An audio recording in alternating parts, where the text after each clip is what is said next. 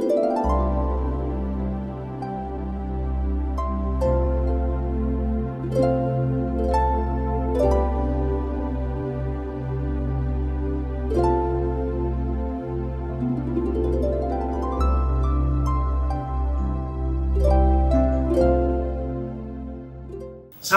pemirsa, puji Tuhan kami dari ASI Jakarta boleh bertemu kembali dengan pemirsa di rumah.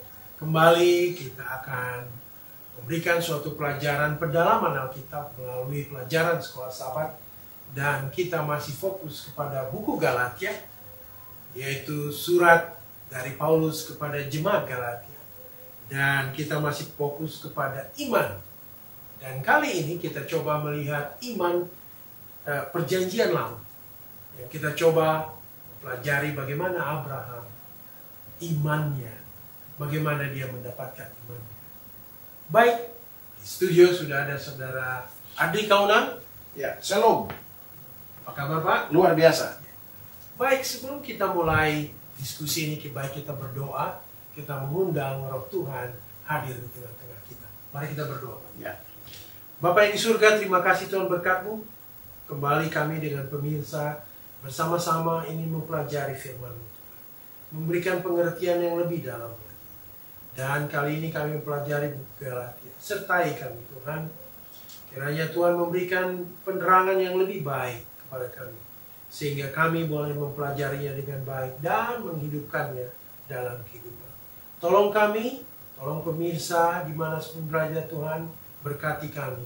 Dalam nama Yesus kami berdoa. Amin. Amin. Baik Pak Adri Kaunan, mungkin kita akan fokus kembali pada buku Galatia ini. Dan kali ini iman perjanjian lama. Mungkin sebelum kita mulai, mungkin Pak Kaunan memberikan gambaran dulu kepada kita mengenai iman ini. Silakan Pak. Oke, terima kasih. Jadi sekilas di dalam pendahuluan pelajaran kita ini adalah diibaratkan seorang anak kecil, Pak Darwis, membuat beberapa mainan. Dan tentunya orang yang menciptakan ini tentunya sepenuh hati membuat barang mainan ini karena dia rasa ini adalah sesuatu kesukaannya. Oke, setelah jadi barang itu, beberapa hari kemudian, tiba-tiba barangnya hilang, dicuri oleh orang lain. Nah, dia sangat pusing melihat kondisi ini, namun dia percaya bahwa satu kali kelak mainan ini akan datang kembali. Dia akan ketemu. Pada saat dia berada di satu tempat, dia lihat di salah satu toko, wah ini mainan saya ini. Ya, tetapi apa kata Tuhan yang punya toko ini? Hei anak, ini adalah milik saya karena saya sudah beli dari orang lain. Bahasa yang sederhana yang diperlakukan oleh anak kecil ini kepada yang punya toko, responnya adalah, bagaimana kalau saya beli kembali? Wah, ini adalah reaksi yang positif. Ini disebut dengan iman, ya. Artinya bahwa karena saya yang membuat itu, saya akan ambil kembali dan dia percaya bahwa dia akan memperoleh kembali. Demikian juga dengan pengalaman yang kita belajar saat ini. Kita akan belajar bagaimana Allah kita yang sudah menciptakan kita dari tanah liat dan sebagainya, namun karena ada dosa, dicuri oleh dosa, oleh kuasa kegelapan, Allah ingin menebus kembali. Nah itulah sebabnya di dalam ayat kita pendahuluan Galatia 3:13, Kristus telah menebus kita dari kutuk hukum Taurat dengan jalan menjadi kutuk karena kita, sebab ada tertulis, terkutuklah orang yang digantung pada kayu salib. Kata kutuk ini sebenarnya sangat mudah Bapak dan Ibu kalau kita pelajari dalam buku Perjanjian Lama. Sebentar saya akan berikan referensinya. Pengalaman bangsa Israel, mengapa disebut kutuk? Karena pada saat orang yang sudah mati dibiarkan tergantung di salah satu kayu atau kayu salib, maka orang itu disebut apa? Terkutuk. Nah, pelajaran dalam Perjanjian Baru sama juga. Yesus dianggap terkutuk karena Yesus dibiarkan tergantung di atas kayu salib. Ini yang kita akan bahas, Pak, dihubungkan dengan buku Kejadian pasal 12 kemarin. Tentang iman perjanjian lama. Nah, itulah kenapa ada kata kutuk. Karena di dalam perjanjian lama, orang-orang yang digantung di kayu salib dan lama-lama tergantung, itu disebut dengan kutukan Allah. Nah, Yesus juga sama. Dia mati di kayu salib dan lama-lama diturunkan. Itu sebagai kutukan menurut orang Israel, tetapi apa? dia dapat merubah satu image bahwa dengan dia tergantung menjadi kutub untuk apa? Menyelamatkan dosa-dosa umat Israel khususnya pada saat itu. Itu Pak, pendahuluan. Ya. Jadi kalau kita pelajari lagi Ya. mengenai orang Galatia ini, Ya. dan kita tahu di jemaat Galatia itu ada orang Ya. Yahudi, Ya. ada juga non-Yahudi Iya, betul. yang telah bertobat. Iya. Tetapi sangat keras Paulus mengingatkan orang Galatia itu. Iya. Sampai dia mengatakan, hai orang Galatia. Iya. Mungkin Pak, kau bisa gambarkan kenapa Paulus sampai menyatakan demikian. Silakan. Oke. Begini Pak. Mereka menganut paham yang disebut dengan legalisme. Mengapa disebut orang tak punya otak atau orang bodoh dalam 2 Korintus 4 ayat 4, Galatia 3 ayat 1 sampai 5? Karena mereka memulai dengan cara berpikir yang sederhana. Ya, oke. Kalau saya berbuat baik, maka saya akan memperoleh upah yang baik. Kalau saya berbuat jahat, maka saya akan memperoleh upah yang jahat. Jadi cara pandang mereka membuat mereka dibenarkan. Cara pandang mereka membuat mereka beresiko. Namun di sini dikatakan bahwa Rasul Paulus sementara membuang kata legalisme, mengganti dengan bukankah Yesus Kristus telah disalibkan dan menjadi terang bagi jemaat Galatia. Jadi mereka kadang-kadang percaya Yesus, tetapi percaya juga yang lain-lain. Percaya tradisi, tetapi mau mendengarkan Injil yang benar. Nah inilah yang disebut oleh Rasul Paulus mereka bodoh. Rasul Paulus ingin mengupas cara atau mindset mereka untuk berfokus saja kepada Yesus Kristus.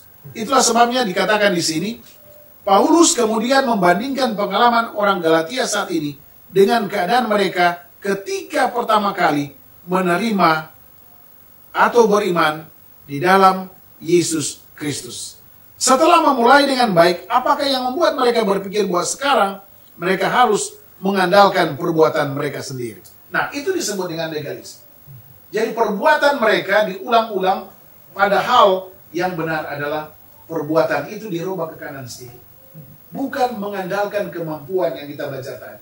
Legalisme yang salah. Tetapi membuat cara berpikir mereka kepada Yesus Kristus yang sudah tergantung di kayu salib untuk menghapus dosa-dosa kita.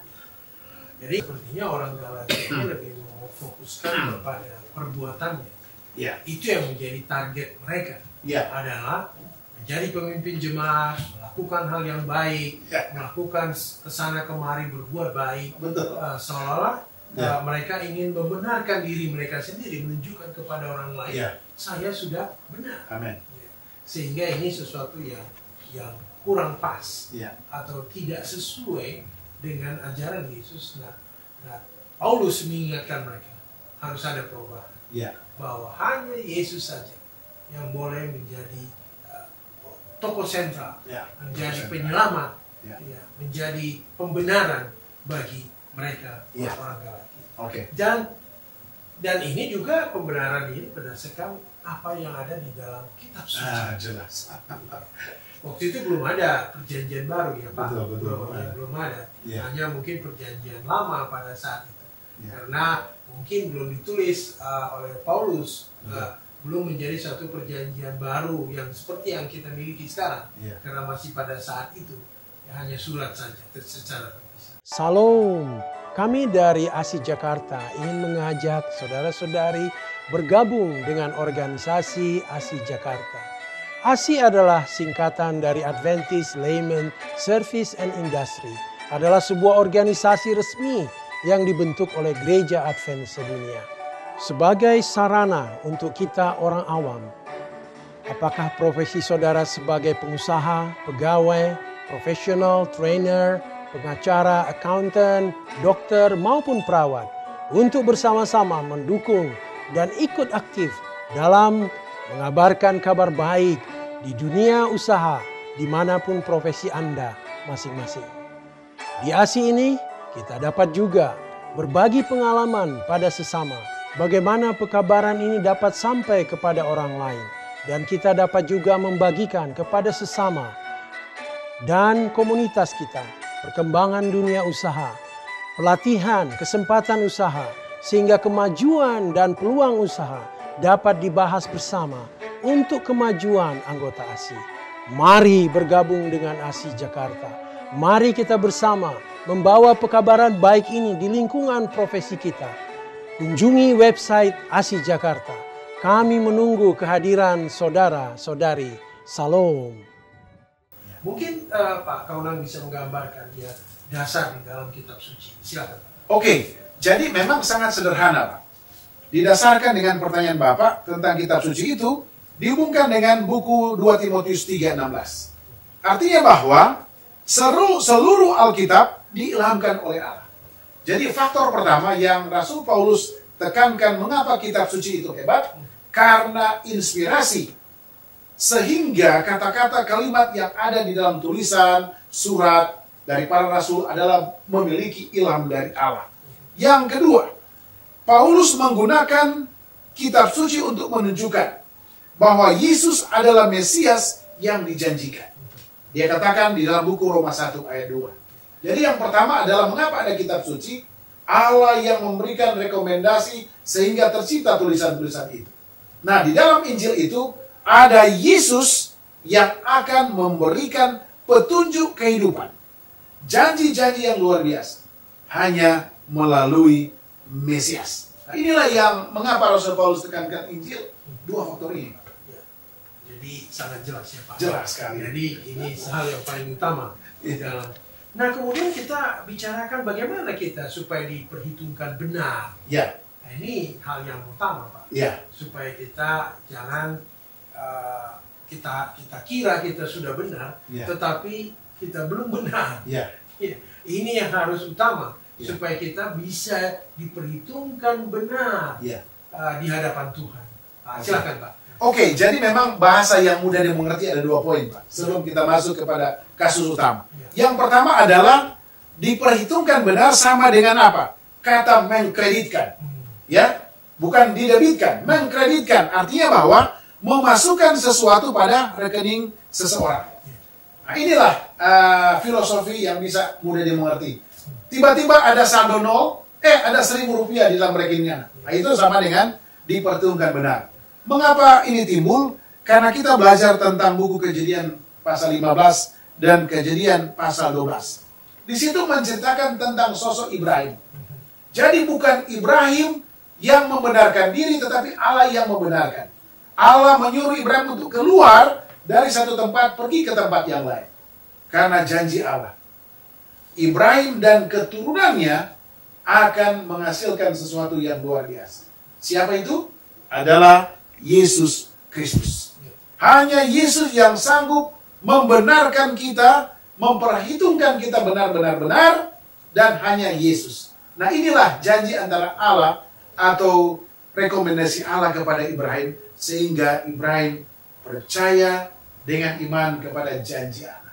Nah, kalau dia tidak percaya, maka tidak lahir Yesus Kristus. Mungkin kalau dia murtad, dia tidak lahir Yesus Kristus. Ini merupakan satu respon yang baik dari Ibrahim, sehingga keturunannya melahirkan seorang yang luar biasa, Yesus Kristus. Nah, itulah yang disebut dengan apa? Diperhitungkan benar, karena Abraham menyatakan, Abraham meninggalkan tanah air dan keluarganya. Ia menerima sunat yang benar, dan ia bahkan bersedia mengorbankan anaknya menurut perintah Allah. Itu ada hubungan sedikit dengan pembenaran atau diperhitungkan benar. Baik, terima kasih. Nah, kita kembali lebih jauh lagi nih Pak mengenai ajaran kita ya, mengenai Injil. Kabar baik di dalam perjanjian lama. Seolah-olah kita berpikir bahwa Injil itu hanyalah perjanjian baru. Padahal di sini kita coba pelajari, adakah Injil itu di dalam perjanjian lama? Oke, silakan. Oke, saya tertarik untuk baca di sini ada satu disebut dengan legalisme. Kita biasanya berjanji bahwa kita akan melayani dia kalau dia mau melakukan sesuatu bagi kita sebagai imbalannya. Ini legalisme, ya. Kita mau menghormati orang kalau orang menghormati kita. Tetapi berbeda di sini. Allah tidak meminta Abraham untuk menjanjikan sesuatu, tetapi menerima janji-janji Allah oleh iman. Ini yang perlu kita kupas. bahwa Allah tidak membutuhkan respon yang luar biasa dari Abraham. Tetapi Allah ingin supaya apa? Janji-janji ini, saya tidak tahu ada berapa ribu janji pada saat itu antara Allah kepada Abraham.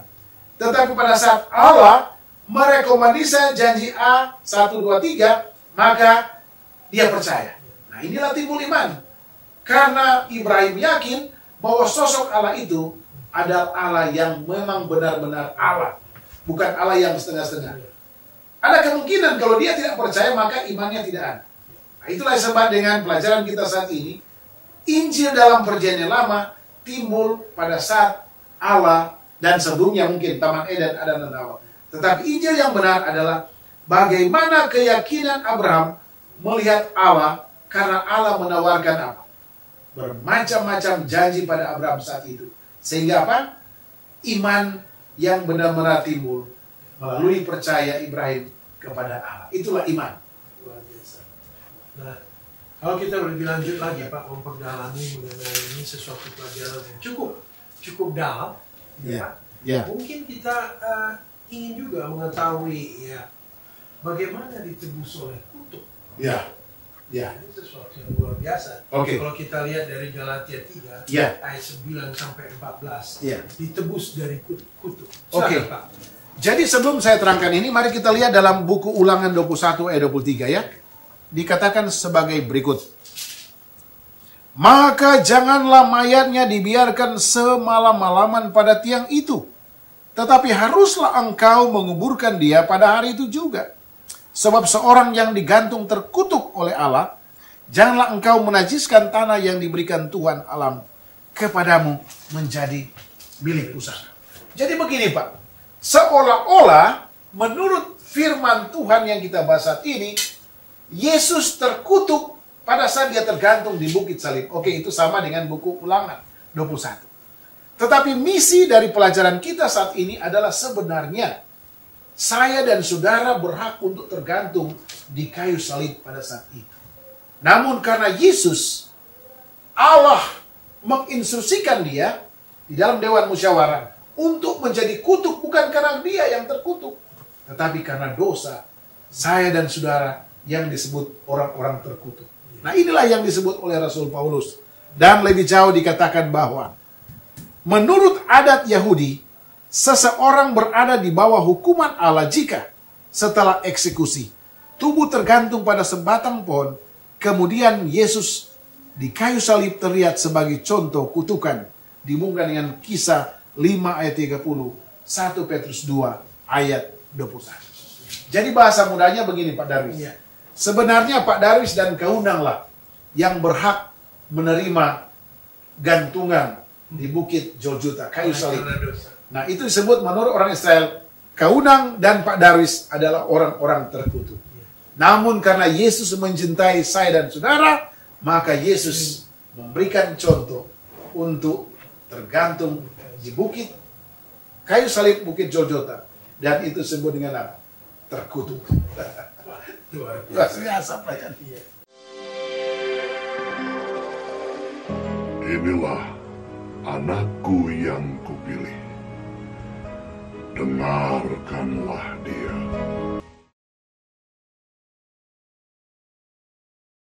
Salam pemirsa. Kami dari ASI Jakarta mengundang semua anggota ASI Jakarta untuk berpartisipasi dalam memberikan pekabaran ini kepada semua orang. Jika saudara mempunyai pengalaman yang menarik di dalam mengabarkan kebenaran ini kepada orang lain, kami mengundang untuk menghubungi ASI Jakarta sehingga kita boleh rekam semua pengalaman yang menarik ini dan boleh kita siarkan melalui saluran TV DKI Conference. Dengan demikian maka kesaksian itu boleh didengar dan dilihat orang lain. Sehingga orang lain juga boleh tertarik untuk ikut aktif di dalam mengabarkan kebenaran ini. Kunjungi website kami ASI Jakarta dan kirimkan semua apa yang menarik yang boleh kita beritakan di dalam pekabaran ini. Terima kasih atas partisipasi Anda. Salam. Jadi kalau kita memberi gambaran Pak kepada oke. pemirsa mengenai diskusi kita kali ini mengenai iman di Perjanjian Lama, kita diingatkan kembali bahwa Abraham sendiri Ya. imannya datangnya daripada apa? Tuhan Allah sendiri. Ya. Good. Tuhan Allah memberikan janji kepada dia.